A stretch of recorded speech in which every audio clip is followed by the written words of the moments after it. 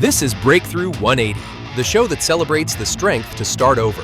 From second careers to bold pivots, we share the moments that change everything and the breakthroughs that reshape lives. Here's your host, Neal DiPentino. Our guest today is a nationally recognized business coach. He's also a three-time brain tumor survivor who's turned his pain into purpose and his expertise into impact. Please welcome to the show my good friend, Rick Franzo. Hey, Rick. Hey, Neal, thanks for having me. Man, it is so good to have you. I mean, it's been too long since the last time we conversed, if you will. Absolutely. Gosh. I mean, Yeah. so we've been connected now, friends for almost 2 years. And Yeah.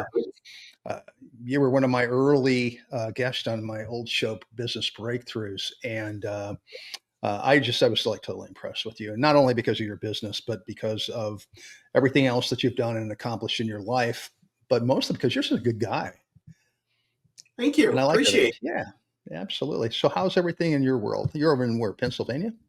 I'm in Pennsylvania, yeah, and right here in the Poconos, the beautiful Pocono Mountains of Pennsylvania. So it used to be the honeymoon capital of the world, and now it is more family oriented indoor water parks and just natural beauty. So, from here originally all my life, and just a great place to be. Great. Fantastic. I've never been there. I've been to Pennsylvania several times, both West Pennsylvania and Mhm. obviously the Philly area and everything. But I've never been to the Poconos. Would love to go. I've heard like there's an area up there called, if I'm not mistaken, I believe it's what the heck is the name of that place? There's like all kinds of rivers and stuff that run through it, and a lot of you know what I'm talking about? Maybe not. That's kind of broad. There's a lot of places like that. Okay, well, that's why we have editing. That's going to be cut out. Anyway, no. I mean, it's funny about Pennsylvania, and I know a lot of people that when you think about like the East Coast, like Pennsylvania, New Jersey, and those areas, you really kind of your mind kind of takes you to like the inner cities, like Philadelphia and Pittsburgh, and so on and so forth. But man, it is a beautiful state. There is so much going for that state. I love it there. There's a lot of forestry here. And so we have like three different areas of Pennsylvania. So you have like the Northeast corridor where I kind of am located because I'm maybe 20 minutes away from New Jersey.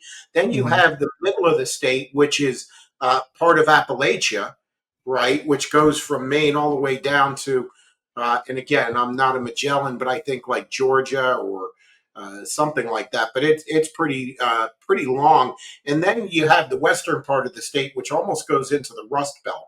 So we Uh-huh. have like different areas of the state, and the culture is different when you go from one to the other. And here in the Poconos, we've had so much growth over the last 25, 30 years, where it's a lot of New Jersey and Philadelphia and New York influence. So we're often called the sixth borough of New York. So we're a bedroom community of New York.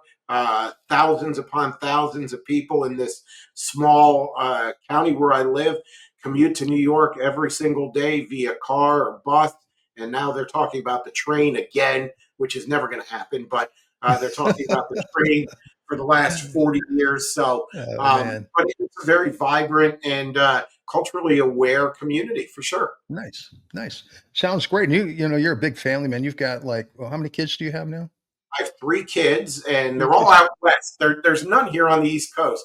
They're They in all left Canada, you. Vancouver. Yeah, they left. I said, "Is it me?" But it wasn't. They said not, but maybe they're just being kind. So my daughter's in Denver area. My one Oh, son is in Vancouver, British Columbia, Canada. My other son is in Eugene, Oregon, and we have between them. There's three businesses that they founded between them. And my daughter hmm. is actually the marketing director for the entire Growth Coach franchise across the globe. So, Wow. uh, Wow. yeah, Not just your franchise, but all of them. no, all of them. There's Well, good for from her. Hong Kong right to uh, Pennsylvania. Well, that's great. And she also is like the voice of your podcast. She does your intro He for does you. the intro. Yeah, Yeah. yeah, good Yeah, that's call. pretty Yeah, cool. she does Pretty the cool. beginning. Yeah. Well, fantastic. That's awesome. It's like, man, my kids are all like on the West Coast too. I live in Tennessee, and except for one, she's still here with us. And it's rough being that far away, but like, man, there's nothing better than getting together with them. It's like Yeah, a family reunion, like a good time every time you see them. yeah. So I understand all that. That's pretty cool. Hey, listen, we want to jump into this thing really quickly and talk about you and the 180 that you've taken in your life. And it all kind of started back on May 2009 when your life just pretty much changed in an instant. You want us to walk us back and tell us a little bit what happened on that day? Yeah, I'll make it brief because it could be a long story, and we'll lose people because they'll be like, "Oh my God, this guy's talking." But on May 9th of 2009, I was playing horseshoes at a barbecue. I was working at a state university, and I also had a part-time job as security at one of the ski areas. And we had gotten together for a barbecue at the end of the season at one of the team members' homes. He's a retired state trooper here in Pennsylvania. A lot of the people that were on security had security background, or they were football players from the university, so they moved people from point A to point B when it was necessary. I have a background in corrections, and so it was a natural good second job for me to do in the evenings and on the weekends. And we were playing horseshoes, and I always consider myself a good horseshoe player. Probably not as good as I thought, but on that day I was not as good as I thought. I lost all strength and coordination in the right side of my body. I couldn't throw halfway to the pin. I would try to throw straight, and I would throw way to the left, and um, it wasn't any kind of anything else. I just lost it, and so it scared me enough for that Monday coming up for me to go and go to the doctor, tell him what happened. He referred me to a neurologist, did some physical tests a couple days later, said, yeah, you obviously have some weakness on your right side. Not going to, say we know what it is. Let's send you for an MRI. So a couple weeks later, they sent me for an MRI. I went through it. They did it with and without contrast. So they put a dye in you on the second part of the MRI. They took a long pause between the sections. So I didn't know if they saw anything, but they did in hindsight. I finished up at about 9 o'clock at night, went home, had dinner, and went to work the next day, which was the Friday before Memorial Day of 2009. And they told me I'd get results in a week or so. No rush, no worry. They called me at the university in my office the next day, and they said, this is Dr. So and so's office, and it was the neurologist. And I was like, oh. They said, we don't usually make a call like this, but you have an enormous brain tumor. We have a neurosurgeon from a large hospital in the Lehigh Valley, which is halfway between where I am and Philadelphia. He's here today in our offices, and you have a 1 o'clock appointment, and we'll see you then. Mm. And just shock and awe. Like, I just dropped the phone, and I didn't even say anything. I just dropped the phone, and I said, well, I'm dead. Told my supervisor that I had a brain tumor and I was leaving, and made the trip home. It was kind of chaotic. My one son, who lives in Vancouver, was home from college at the time. My daughter, thankfully, was younger. She was in school, and my other son was already in Colorado in college out of the military. And so we went to the doctor, and the surgeon said, we're almost positive you don't have cancer. This tumor is enormous. It's the biggest tumor I've seen in over 30 years. It hit critical mass at the barbecue. You have less than 2 weeks to live, not because of cancer, but because of pressure. It hit critical mass at the barbecue, which meant that it went down as far as it crushed my brain down as far as it could go, and it actually raised my skull up, which I had a lump on my skull, but I didn't think really anything of it. I'm a real comedian, so I said, I'm so smart, my brain is trying to pop out of my head. Literally, that's what it was doing, and it pushed my skull up about 4.5 centimeters. And he said, this is going to be a long surgery, and it's going to take at least 2 teams of neurosurgeons. Again, this is a monster. Put me on to anti-seizure medicine and on steroids.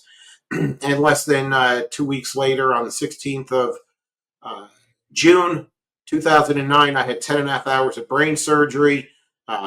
Spoiler alert, I lived, but my skull was compromised. So from here all the way around is titanium. So just like Mm. any good contractor, they put a titanium mesh plate on there, screwed it down, put bone plaster over it, my real scalp, and as you can see, I'm still very, very pretty. But the Very, very collateral handsome. damage, yeah, really attractive. But the collateral damage from the pressure was I was paralyzed from the waist down. It affected Mm. my motor skills. And so they said that there was a chance that I wouldn't walk again. So I spent 8 days in the hospital. Then I got transferred to Good Shepherd Rehabilitation, which had a facility at that time in the Poconos, 200 yards from my office at the university. It was right next to the university and less than 20 minutes from my home. So it was very convenient. They made special accommodations to uh, help me get back on my feet. They were not optimistic. They were Mm. the opposite. They were super pessimistic, and really, there was very little hope that I would walk again. I would have been confined to a wheelchair. So my goal was to walk out of there again. And between working as hard as I've ever done in my life and just the skill of the therapists and the nurses and the doctors and just the support that I had, which was incredible. In 6 weeks, I walked out of there under my own power with leg braces and a walker, taught myself how to drive, went back to work, drove myself to outpatient rehab for months, and all was good. Then 2 years later, I had annual MRIs, and it found another brain tumor, not cancer, probably remnants of the last brain tumor, and it's still there. I live with two. This one, which is right here, it remains, and in 2017, I was diagnosed, again, with another brain tumor, different type, not cancer, but it's called an acoustic neuroma, and it's wrapped around my eighth cranial nerve. So it took away all my balance. I was walking and falling. I was losing hearing in my right ear, which is totally gone right now. So I found out that my position at the university was going to be eliminated within the next couple of years. So I started to look for other opportunities. So I would go on job interviews. I have. Well, hey, can we stop just for a second? Let's pump the brakes just for a second because I want to like drill down just a little bit more on this because you said you've had actually three brain tumors, Three brain if I'm tumors. not yeah, but they told you would likely never walk again, and you walked out of the hospital. I think it was 46 days. It So was. take us back. What was that moment like for you, and what was that moment like for your family? It was amazing because I hadn't been home. My family was incredibly supportive. It was easy for me to be the patient, right? The caregivers have the heavy lifting to do. They've got to carry on everything while you're not there. So I had great insurance. I had great disability coverage. So we actually weren't impacted financially at all. In fact, a couple of months before I was diagnosed, we just finished paying off our house. Oh, And so we were in the process of getting a new roof, um, things like that. But it was a benchmark. But it was important for me. But it was also important for everybody that was around, that was part of that process, to see that the impossible can be possible. And hmm. they were calling it a miracle. I don't know. I can't explain it. Divine intervention, whatever it is, but I should have been dead. I shouldn't be here Mm. talking. I never should have met you. I should have been dead 16 plus years ago. Wow. And playing horseshoes that day just put me in the right place at the right time and around the right people. And it all worked out. I mean, I could have had a grand mal seizure in that time, and I could have had my daughter in the car with me, and that could have ended Mm. tragically. Yeah. I could have flipped into a coma. Nobody would have known until the autopsy that I had that beast in my head, and so um, I can't I can't tell you how it affected so many people. I know how it affected me, but it was even more impactful for people around me to see that, hope isn't necessarily strategy, but it is tangible. It's something Hmm. that you can wrap your arms around, and it gets you from day to day. Absolutely. I mean, there's a lot of things that we go through in our lives, and sometimes it's not as maybe traumatic as what you went through, but even the little things can start building up over time. But I mean, you're a great example of how just having a great attitude and trusting in your doctors, trusting in God. I mean, it pulled you through, and to me, that's just an amazing. So anybody listening to this should understand that. Look, when things are down, when you're down. Uh, it's not the end. There is an opportunity for you to move forward. All you got to do is have the right attitude. So, Yeah. kudos to you on that, buddy. Now, we kind of talked a little bit about this before we started the podcast, and you were getting ready to start talking about the job search and what you were going through then, and how that led to what you're doing now. You want to go ahead and pick up there? Yeah, something I never expected. So I was very active in the brain tumor community, newspaper articles, things of that nature. I had a radio show called Brain Tumor Talk Worldwide Radio Show.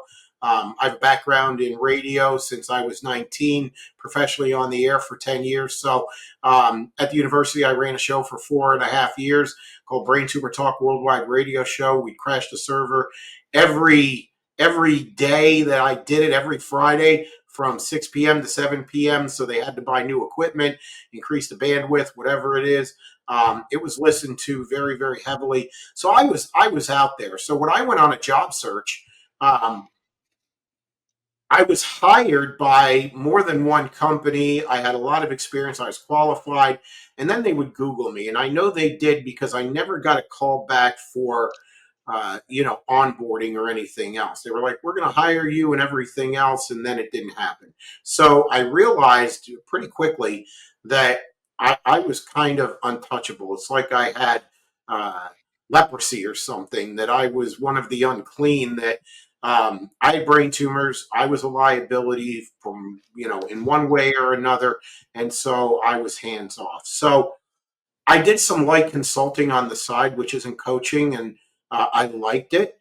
And so I started to search for how to start a consulting company, and I ran across the growth coach, and it really matched what I was looking for. It matched my values, it matched my vision of where I saw it going. And I started my own company. I bought the franchise, and that was 7.5 years ago. And here And we the are name of today. the name of the company is, I'm sorry. Is the growth coach. So I'm the growth coach of the Poconos. Okay. So we have coaches all over the world, in South America, in Puerto Rico, in Hong Kong, in England, and of course here domestically in the United States. And so it was a natural transition.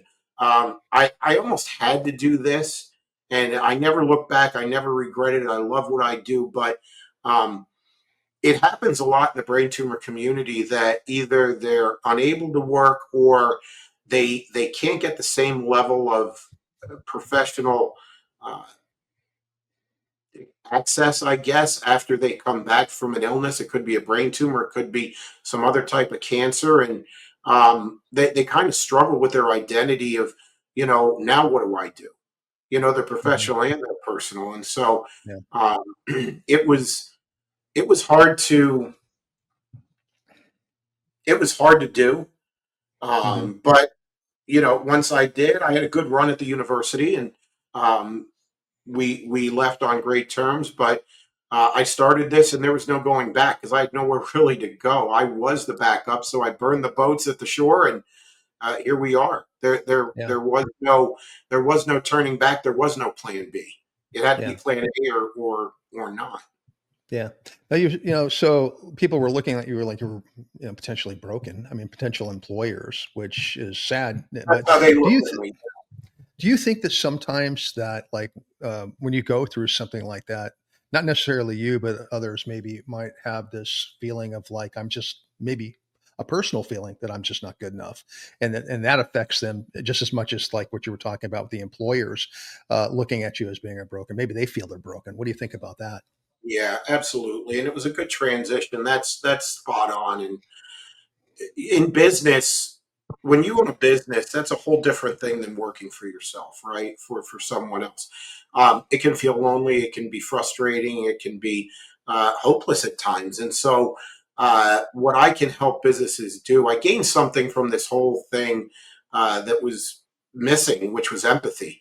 I had sympathy, but I had no empathy. And so if I wanted to be a business coach prior to all this happening, it wouldn't have gone very well. I didn't, have the empathy. So I'm able to really understand people, communicate with them the way that they wish to be communicated with, and meet them where they are and help them get from point A to point B and get unstuck from whatever it is. And I didn't have it any worse or better than anybody. It's personal to you, right? So, Hmm. but back to your comment about you feeling broken because other people see you as that. Um, that's the inside looking out because of the feedback that you're getting, right? And so you're really not broken, right? The old cliche of broken crayon still colors. Well, Hmm. that's true, but it's not really up to you to pull yourself up. We need help. It kind of takes a village, and so you can't do a business all by yourself. We're both business owners, so I mean, we get that. You need to be surrounded by great people and people that understand and will be honest with you. And that's really what we bring as business coaches is we help them really see the forest through the trees, the good, the bad, and the ugly, and put the ball in their court, what they're willing to do to get to what uh, their definition of success actually is, right? And Right. it's going to change. It's going to be interchangeable. My definition of success was taking a walk with my daughter, right? Hmm. Now my definition of success has evolved, and so will the businesses. So I feel that I am well qualified to be on that path with them wherever it goes. And if they start to fall, I'm just there to catch them. But they do the heavy lifting, right? They've got to take the action. I just, I help them make good decisions. Well, that's awesome. And so a lot of people who are listening might not know exactly what a coach is. And there's like, obviously we've heard about coaches in sports. I know like life coaches, I know business coaches, and everybody has certain specialties. Is there like, so explain to our audience what it is to be a business coach, at least in your world. So what we do is it's almost like a SWOT analysis. So we identify what their strengths, their weaknesses, or challenges are, where the opportunities are, and where the threats are to their business, and how we can, advance the strengths, how we can mitigate the threats, how we can capitalize on the opportunities, and how we can eliminate the threats and turn them into something else. Right? There's things that we can control. Those are the strengths and the weaknesses. Things that are out of our control that maybe it's pricing, maybe it's the economy, maybe it's competition. Those are the opportunities and threats. And then we formulate a very simple plan, who their ideal client actually is, what kind of marketing they're going to engage in to reach that type of client. So they're not kind of casting a net out and finding just, one fish and catching 200 and spending a lot of time throwing back those other fish, and really concentrating on three things that they want to offer as a product or service, and then build out from there, go collaterally from that, and see where you are and what your message is. Like, what's your Hmm. wow factor, and are you staying on point with what your vision, your mission, your goals, your core values, and what you want to accomplish. So we do 30, 60, and 90-day goals.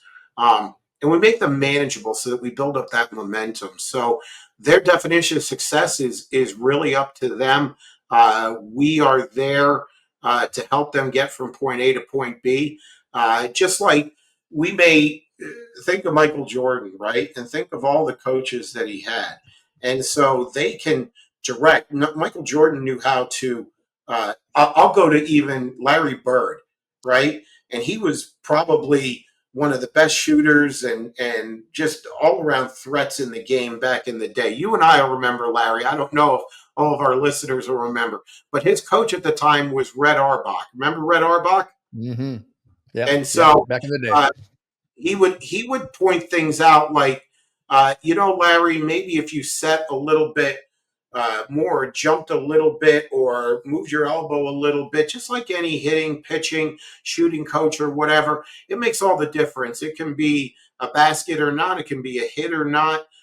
So the coaches are there just to see things from the outside looking in, where when you're a patient or you're a caregiver or you're a business owner, we're seeing just the inside looking out. Two totally Mhm. different perspectives. Yeah, yeah. And one of the things that you touched on earlier was that, especially when you were in the hospital and you were dealing with your brain tumor, is that it took a lot of people to help you to get to where you are. It's just something you couldn't do on your own.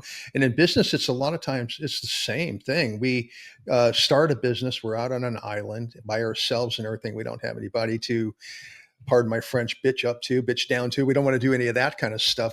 Yeah.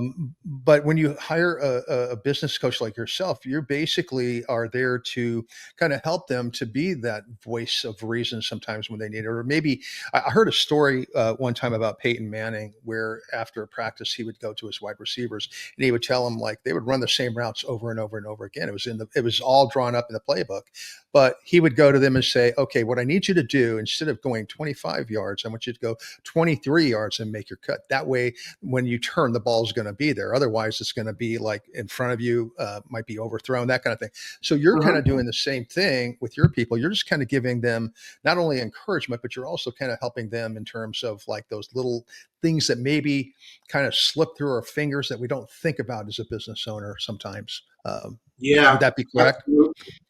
And it's the accountability, right? So holding them accountable, not their feet over the fire, but making sure that when we set some expectations that we're actually hitting them, right? So when I'm engaging with a new client, as much as they're looking at me, I'm looking at them. I want to make Hmm. sure that they're coachable and they can Right. commit to what it is that they say that they want. I use this; it's an old adage, but it really rings true. So a guy is walking down the road, down the sidewalk, and all of a sudden he falls into this hole. It's deep, it's steep.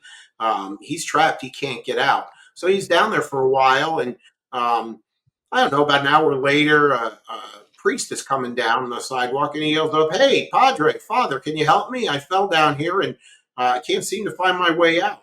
And so the priest stops. He pulls out a pad. He writes down a prayer. He tosses it down the hole, and then he walks away. A little while later, a doctor is coming down the sidewalk and he yells up, "Hey, doc, can you help me? I'm down here. I'm trapped." So the doctor stops, pulls out a pad, writes a prescription, throws it down the hole, and then he walks right back down the sidewalk.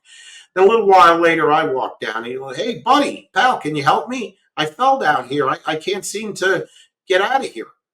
So I look down the hole. I jump down there and I'm right with him. And he goes, "That was stupid. Why the hell did you do that?" And he says, "Now we're both trapped down here." I said, "Yeah, well, I've been down here before and I know the way out." So that's really what it is I've been down in a lot of different ways and I can show people how they can get out. I don't pull them out because that isn't really going to do it. I show them how they can help themselves, I like that. right? Yep.